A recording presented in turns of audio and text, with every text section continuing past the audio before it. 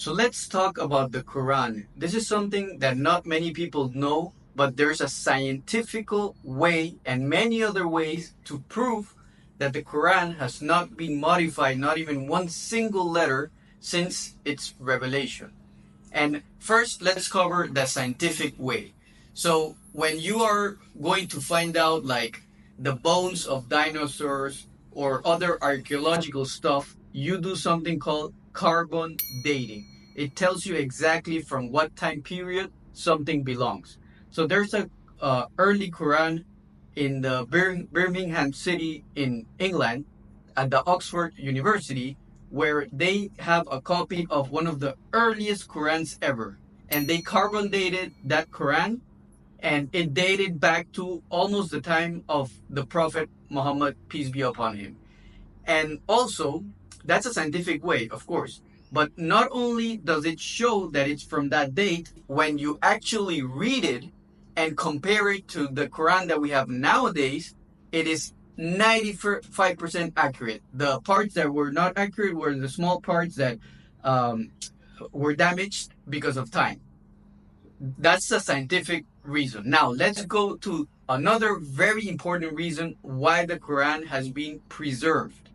One of the main reasons is because of the amount of people that actually memorize the whole thing. So it is carried in the brains of people generation to generation. And not only is it carried, and like it's not just like you memorize it and that's it. No, you actually memorize it and you recite it every single year in Ramadan. So many kids, adults, you name it, memorize the Quran, and then when they pray the Tarawih in Ramadan, they have to recite it. And if a single letter is wrong, all the other people in the back that have also memorized it need to correct it right away. So we Muslims make very good care of the Quran in the sense that we don't allow anybody to actually modify it. So I know many countries like Norway and other places in Europe are like burning the Quran or whatever. Though that it's not going to affect, because you can burn all the copies in the world. More than 500 million people have it memorized in their brain. I would say around 200 million to 500 million people out of the 3 billion Muslims actually know it by memory. This is the most memorized book in the whole world. Name me one single person that actually has memorized the Bible or the Torah. You can't find people like that. But you can find millions of people who actually memorize the Quran. And the whole purpose is so that it's carried the same without any modification, generation to the generation. Now, I'm not saying the Bible and the Torah are fake books. We, as Muslims, we need to believe in the message of the Torah and the message of the original Bible. It's very important to say the original Bible, because the original Bible that was revealed in Aramaic language doesn't exist anymore. It wasn't preserved. But that message was also the message from God. It's the same message that is in the Quran. And why does God keep sending different revelations throughout time? It's because time changes, and as you can see, humans have modified the Bible.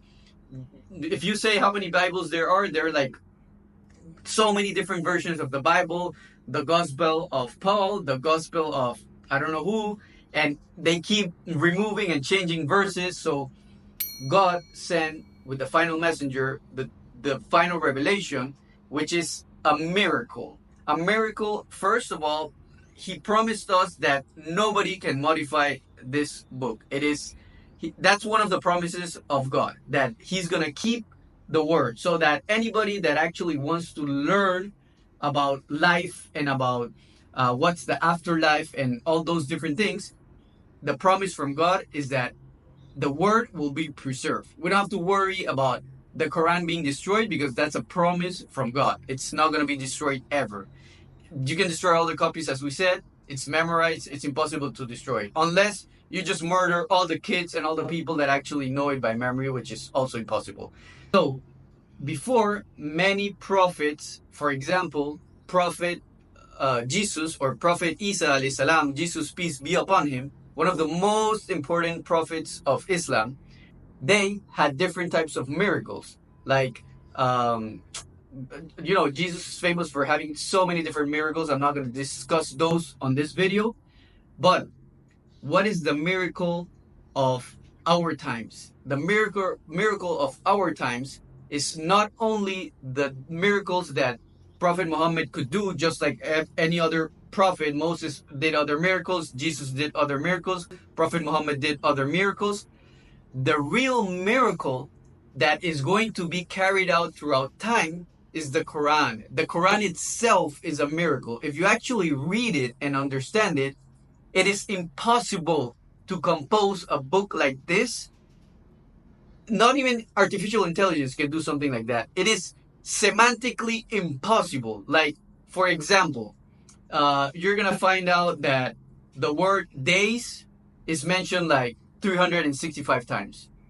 The word moon and sun is mentioned around like 30 or something times. I don't really know the exact numbers. We can search it, but there's so many scientific miracles in the Quran.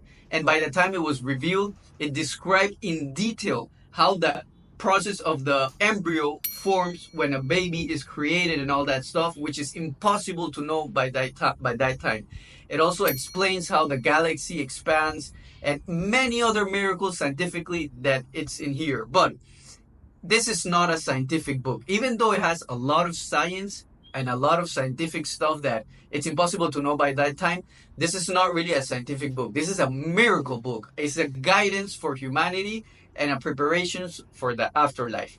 But when you actually read it, you can open up any page randomly that you want and read like 1 or 2 pages of it, and you will see that you open a page that actually is telling you the solution to a problem that you're currently having. It's really miraculous. And reading it in English is fine to understand the word of God, but reading it in Arabic is something else. This is the original language in which it was revealed. It has not changed. For example, like the Bible was in Aramaic, it was then changed into English. So Jesus didn't speak English, right? Like seriously. So when you translate it, sometimes the meaning is lost, but the Quran is kept in the original language that it was revealed. And you can ask any scientist that has tried to disprove the Quran. Many people have tried to find logical mistakes or contradictions in the Quran, and they have not been able to find it. So many scientists have tried to read the Quran and try to find contradiction, but at the end of the day, when they see that it's so mathematically and semantically perfect, and they can't find any contradiction, they end up becoming a Muslim because they can't argue against the true word of God. It's just so amazing, so beautiful. So the Quran itself is a miracle, but only the people who actually read it are going to understand it. And even if you're atheist or you're not Muslim, you're any religion, I really recommend reading this book because you will see how amazing it is, and you will understand that it's impossible for a human being to write it. It is the true word of God. And that's all I have to say. I hope that everybody actually gets to read it before they die. And I hope everybody gets to see the huge miracle that it actually is. Every time that I'm sad, I'm sad, I just read it, and it calms my heart. It gives me happiness, and at the same time sadness, and at the same time joy. It's really difficult to explain. At the end of the video, I'm gonna play a small part of it, a surah, with the meaning in English, but actually just hear the Arabic words. Even if you don't understand it, you're gonna feel in peace. And the meanings apply to any religion. Any person with morals would wanna have that for him. بسم الله الرحمن الرحيم الحمد لله رب العالمين الرحمن الرحيم مالك يوم الدين إياك نعبد وإياك نستعين اهدنا الصراط المستقيم صراط الذين أنعمت عليهم غير المغضوب عليهم ولا الضالين.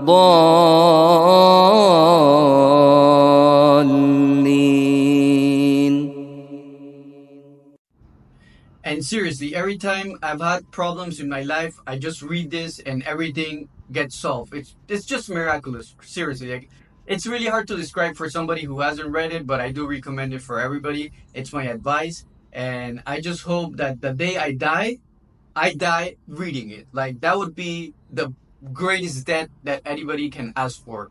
And I just hope that this gives peace to everybody. And I know many people are haters out there. They bring verses out of context, and you have to understand the context of it. And it's a great read. Like, I really recommend it to everybody. I think it's the most read book in the whole world. So, why would you not read it? It's the most read book in the whole world. That is crazy. See, thank you.